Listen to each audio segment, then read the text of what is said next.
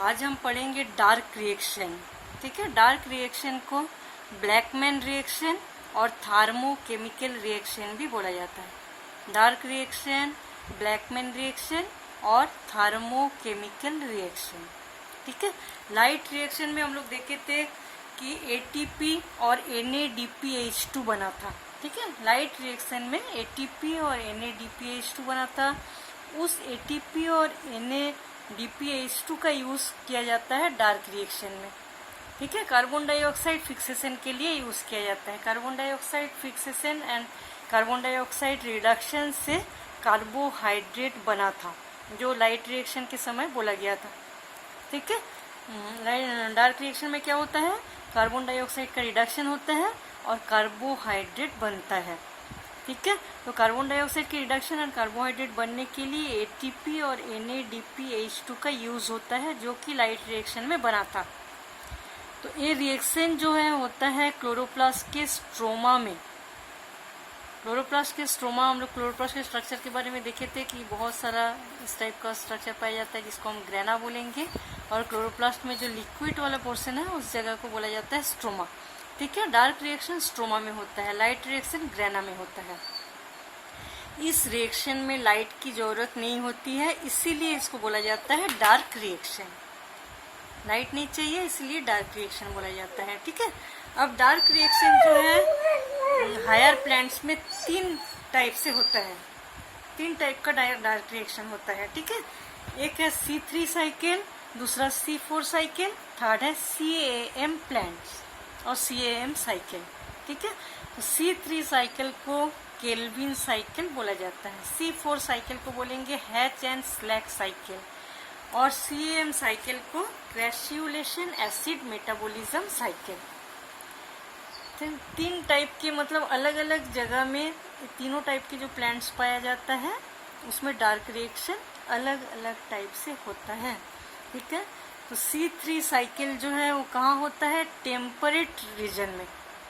Temperate region मतलब जहाँ temperature बहुत कम होता है, जैसे 10 डिग्री से 25 डिग्री सेंटीग्रेड टेम्परेचर जिस जगह में रहता है वहाँ उसको बोलेंगे टेम्परेट रीजन। ठीक है, उस जगह के जो प्लांट्स होता है उसमें C3 साइकिल और केल्विन साइकिल चलता है। ठीक है, C3 साइकिल में क्या होता है, कार्बन डाइऑक्साइड का जो फिक्सेशन होता है उसमें परमानेंट जो कंपाउंड बनता है वो होता है फॉस्फोग्लिसरिक एसिड। और फॉस्फोग्लिसरिक एसिड जो है 3 कार्बन वाला कंपाउंड होता है। ठीक है, फॉस्फोग्लिसरिक एसिड 3 कार्बन वाला कंपाउंड होता है, इसीलिए इसको बोला जाता है C3 साइकिल। ठीक है, केल्विन साइकिल किस जगह के प्लांट्स में पाया जाता है, टेम्परेट रीजन के प्लांट्स में, जहाँ टेम्परेचर 10 डिग्री सेंटीग्रेड से 25 डिग्री सेंटीग्रेड तक होता है। इस जगह के जो वातावरण होता है वहाँ कार्बन डाइऑक्साइड को फिक्सेशन करने के लिए हायर प्लांट्स क्या करता है, फॉस्फोग्लिसरिक एसिड बनाता है, जो फर्स्ट स्टेबल कंपाउंड होता है। ठीक है, तो उसको वो 3 कार्बन वाला होता है, इसलिए इसको बोला जाता है C3 साइकिल। अब हम देखेंगे C4 साइकिल। C4 साइकिल को हैच एंड स्लैक साइकिल बोला जाता है। C4 साइकिल उस जगह के प्लांट्स में पाया जाता है जहाँ का टेम्परेचर 30 डिग्री सेंटीग्रेड से 45 डिग्री सेंटीग्रेड होता है। ठीक है, 30 से 45 डिग्री सेंटीग्रेड टेम्परेचर में जहाँ उस रीजन को क्या बोला जाता है, ट्रॉपिकल रीजन। ट्रॉपिकल रीजन के प्लांट्स में C4 साइकिल देखा जाता है। ठीक है, इसका एग्जाम्पल होता है मेज, सुगर केन, जोअर, एमारेंथस, एट्रिप्लेक्स। ये C4 साइकिल के प्लांट्स होता है। और C3 साइकिल के प्लांट्स में आता है rice, cotton, beans, spinach, sunflower, ये सब चीजें आता है। ठीक है, और third type of carbon dioxide fixation के लिए और एक साइकिल होता है जिसको हम बोलेंगे CAM साइकिल। CAM साइकिल और crassulacean acid metabolism cycle. CAM cycle कहाँ होता है, जहाँ मतलब बहुत ही डेजर्ट एरिया में, मरुभूमि टाइप की जगह में होता है, सक्यूलेंट प्लांट्स में। सक्यूलेंट प्लांट मतलब जो मांगसेलर टाइप का, जैसे ओपेंसिया, उस टाइप के जो प्लांट्स है उसमें पाया जाता है CAM साइकिल। ठीक है, एरिड और डेजर्ट रीजन में पाया जाता है। इस रीजन में जो प्लांट्स CAM साइकिल में क्या उस टाइप के प्लांट्स में चलता है जहाँ स्टोमेटा रात को ओपन रहता है। इस जगह के प्लांट्स में स्टोमेटा जो है रात को ओपन रहता है। ठीक है, इसका एग्जाम्पल आएगा एस्क्लेपिएडेसी, चिनोपोडिएसी, ओफोरबिएसी, लिलिएसी, ये सब ओपेंसिया, ये सब फैमिली के प्लांट्स जो है आता है CAM साइकिल, उसमें चलता है। ठीक है, अब हम देखेंगे C3 साइकिल। C3 साइकिल को सबसे पहले खोजे थे केल्विन ने खोजे थे, इसीलिए इसको केल्विन साइकिल भी बोला जाता है। केल्विन ने खोजे थे, इसलिए इसको हम बोलेंगे केल्विन साइकिल। बेंसन एंड बेसम 1957 में, ठीक है, 1957 में बेंसन एंड बेसम जो है इसके रिएक्शन के बारे में पता किए थे। ठीक है, फर्स्ट स्टेबल प्रोडक्ट जो है फॉस्फोग्लिसरिक एसिड होता है, जो 3 कार्बन वाला कंपाउंड होता है, इसलिए इसको C3 साइकिल बोला जाता है। ठीक है, और केल्विन जो है एक एक्सपेरिमेंट किए थे। एक्सपेरिमेंट में वो क्या किए थे, क्लोरेला एंड स्केंडेस्मास, ये 2 टाइप के एल्गी का सस्पेंशन बनाए थे। क्लोरेला एंड स्केंडेस्मास दोनों का सस्पेंशन बनाया गया था, और जिसमें फोटोसिंथेसिस कराया गया था डार्क रीजन में। ठीक है, तो उसमें जो कार्बन डाइऑक्साइड का यूज किया गया था, उसमें जो कार्बन था वो रेडियो एक्टिव आइसोटोप वाला कार्बन था, C14 वाला कार्बन। ठीक है, 5 सेकेंड इसमें उस कार्बन डाइऑक्साइड को दिया गया। देने के बाद जो फर्स्ट स्टेबल कंपाउंड बनता है वो फॉस्फोग्लिसरिक एसिड बनता है, और फॉस्फोग्लिसरिक एसिड के जो कार्बन होता है उसमें, उस कार्बन में देखा गया कि रेडियो एक्टिव कार्बन C14 वाला कार्बन आता है। इससे क्या पता चला कि कार्बन डाइऑक्साइड से ही फॉस्फोग्लिसरिक एसिड बना। ठीक है, और इसके बाद क्या होता है, इसमें ग्लाइकोलाइटिक साइकिल चलता है। ग्लाइकोलाइटिक साइकिल से क्या होता है, ग्लूकोज एंड फ्रुक्टोज बनता है, जो कि स्टार्च के रूप में रिजर्व फूड मटेरियल के रूप में रहता है। ठीक है, केल्विन ने क्या किए थे, क्लोरेला एंड स्केंडेस्मास दोनों एल्गी का सस्पेंशन बनाया था, और उसमें रेडियो एक्टिव आइसोटोप वाला कार्बन डाइऑक्साइड को 5 सेकेंड तक उसमें डाले, फोटोसिंथेसिस कराया गया। ठीक है, फोटोसिंथेसिस करने से बनता है first stable compound phosphoglyceric acid. जो फॉस्फोग्लिसरिक एसिड में जो कार्बन पाया जाता है, उसमें भी ऐसा देखा गया कि C14 वाला रेडियो एक्टिव कार्बन पाया जाता है। इससे क्या पता चला कि इसी कार्बन डाइऑक्साइड से ही फॉस्फोग्लिसरिक एसिड बनता है, और इसके बाद ग्लाइकोलाइटिक साइकिल से ग्लूकोज एंड फ्रुक्टोज बनता है। ठीक है, इससे और उसको कार्बन डाइऑक्साइड को फिक्स किया जाता है ऐसे। तो अब हम देखेंगे केल्विन साइकिल का मैकेनिज्म। केल्विन साइकिल में कार्बन डाइऑक्साइड का रिडक्शन होता है, जो कि 4 स्टेप में होता है। ठीक है, इसमें 4 स्टेप में इसको स्टडी किया जाता है। सबसे पहला है कार्बोक्सिलेशन, दूसरा है रिडक्शन, थर्ड है रीजेनरेशन ऑफ रिब्यूलोज 5 फॉस्फेट, और फोर्थ होता है हेक्सोज सुगर फॉर्मेशन। ये 4 स्टेप में केल्विन साइकिल जो है वो पूरा होता है। ठीक है, तो 5 कार्बन वाले कंपाउंड रिब्यूलोज मोनोफॉस्फेट जो है सबसे पहला कंपाउंड केल्विन साइकिल का होता है। केल्विन साइकिल की शुरुआत जो है, सबसे पहले स्टोमेटा से कार्बन डाइऑक्साइड को प्लांट एब्जॉर्ब करते हैं। स्टोमेटा से कार्बन डाइऑक्साइड अंदर आता है। ठीक है, अंदर आता है, और रिब्यूलोज डाइफॉस्फेट 5 मॉलिक्यूल वाले रिब्यूलोज डाइफॉस्फेट जो है वो 5 कार्बन वाला शुगर होता है। 5 कार्बन वाला शुगर होता है, जिसमें 2 फॉस्फेट रहता है, इसलिए इसको डाइफॉस्फेट बोला जाता है। रिब्यूलोज मतलब एक शुगर, 5 कार्बन वाला शुगर, और डाइफॉस्फेट इसलिए 2 फॉस्फेट ग्रुप इसके साथ जुड़ा हुआ रहता है, 5 रिब्यूलो डाइफॉस्फेट।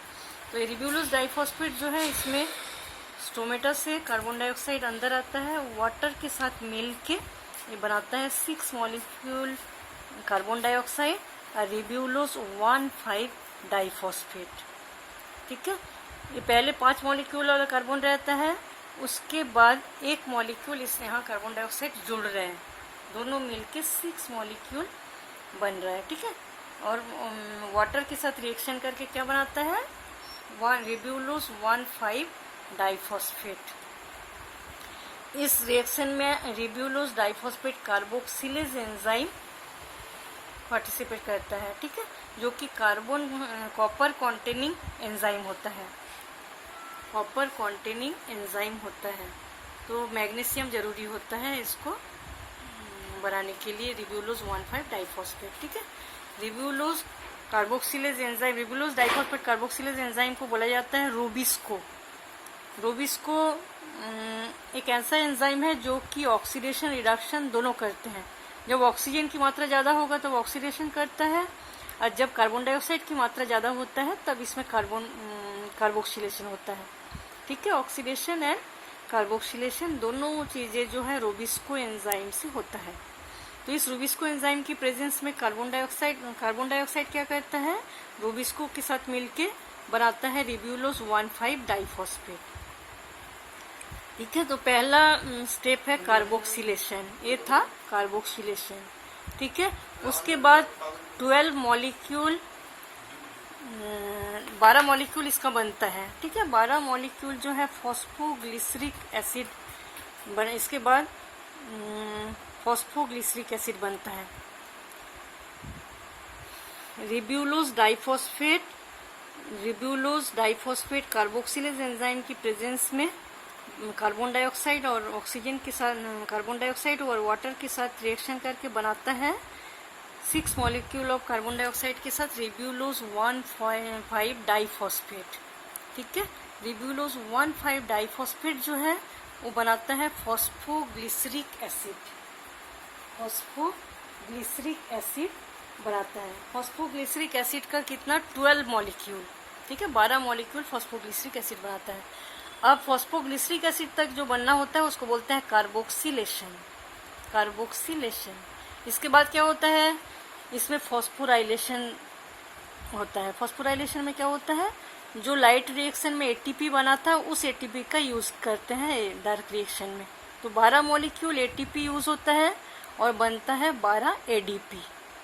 ठीक है, इसके इनऑर्गेनिक फॉस्फेट इसके साथ जुड़ जाता है, इस रिएक्शन के साथ जुड़ जाता है। तो इस एंजाइम भाग लेते हैं, इसको हम बोलेंगे फॉस्फोग्लिसरोकाइनेज। फॉस्फोग्लिसरोकाइनेज की प्रेजेंस में 12 मॉलिक्यूल एटीपी 12 मॉलिक्यूल एडीपी में चेंज हो जाता है और बनता है 1,3 डाइफॉस्फोग्लिसरिक एसिड। 1,3 डाइफॉस्फोग्लिसरिक एसिड के 12 मॉलिक्यूल बनता है। ठीक है, 12 मॉलिक्यूल बनने के बाद डाइहाइड्रोजिनेज एंजाइम की प्रेजेंस में इसका रिडक्शन हो जाता है 1,3 डाइफॉस्फोग्लिसरिक एसिड का। ठीक है, रिडक्शन होने से क्या होता है, 12 मॉलिक्यूल NADPH2 इसमें भाग लेते हैं, जो लाइट रिएक्शन में बना था। ठीक है, उसका इसमें यूज होता है और बनता है क्या 12 NADP। ठीक है, NADPH2 का यूज होता है और NADP बनता है और 2 इनऑर्गेनिक फॉस्फेट भी यहाँ बाहर हो जाता है। 2 इनऑर्गेनिक फॉस्फेट इस रिएक्शन में बाहर हो जाता है। ठीक है, डाइहाइड्रोजिनेज एंजाइम की प्रेजेंस में 3 फॉस्फोग्लिसरल्डिहाइड बनता है। ठीक है, एसिड जो है वो रिडक्शन से एल्डिहाइड बनता है, इसलिए 3 फॉस्फोग्लिसरल्डिहाइड का 12 मॉलिक्यूल बनता है। इसको ट्रायोस फॉस्फेट भी बोला जाता है। ट्रायोस फॉस्फेट मतलब जो 3rd कार्बन होता है उसके साथ फॉस्फेट ग्रुप जुड़ा रहता है। ठीक है, 3 फॉस्फेट नहीं। ट्रायोस फॉस्फेट मतलब जो 3rd वाला कार्बन रहता है उसके साथ फॉस्फेट ग्रुप जुड़ा रहता है। ठीक है, इसके ये जो इतना जो रिएक्शन होता है इसको हम बोलेंगे रिडक्शन। पहले कार्बोक्सिलेशन था, इसको हम बोलेंगे रिडक्शन। जो NADPH2 के साथ होता है, NADP में चेंज होना, इसको रिडक्शन बोलेंगे। ठीक है, इसके बाद क्या होता है, 3 फॉस्फोग्लिसरल्डिहाइड के 2 मॉलिक्यूल ट्रांसकीटोलेज एंजाइम की प्रेजेंस में बनाता है एरिथ्रोस फॉस्फेट और जाइल्यूलोज 5 फॉस्फेट। एरिथ्रोस 4 फॉस्फेट और जाइल्यूलोज 5 फॉस्फेट बनाता है। ठीक है, तो एरिथ्रोस 4 फॉस्फेट जो है डाइहाइड्रोक्सी एसीटोन फॉस्फेट के साथ जुड़ जाता है और बनाता है सीडोहेप्ट्यूलोज 1,7 डाइफॉस्फेट। सीडोहेप्ट्यूलोज 1,7 डाइफॉस्फेट बनाता है। ठीक है, जिसका डीफॉस्फोराइलेशन हो जाता है। फॉस्फेटेज एंजाइम की प्रेजेंस में होता है इसका डीफॉस्फोराइलेशन। ठीक है, मतलब फॉस्फेट ग्रुप इसमें फिर यूज होता है और बनाता है सीडोहेप्ट्यूलोज 7 फॉस्फेट। सीडोहेप्ट्यूलोज 7 फॉस्फेट। स्यूडोएप्टिलोज 7 फॉस्फेट जो है 3 फॉस्फोग्लिसरल्डिहाइड के साथ जुड़ के रिब्यूलोज 5 फॉस्फेट और जाइल्यूलोज 5 फॉस्फेट बनाता है ट्रांसकीटोलेज एंजाइम की प्रेजेंस में। ट्रांसकीटोलेज एंजाइम की प्रेजेंस में क्या बनाता है? रिब्यूलोज 5 फॉस्फेट और जाइल्यूलोज 5 फॉस्फेट।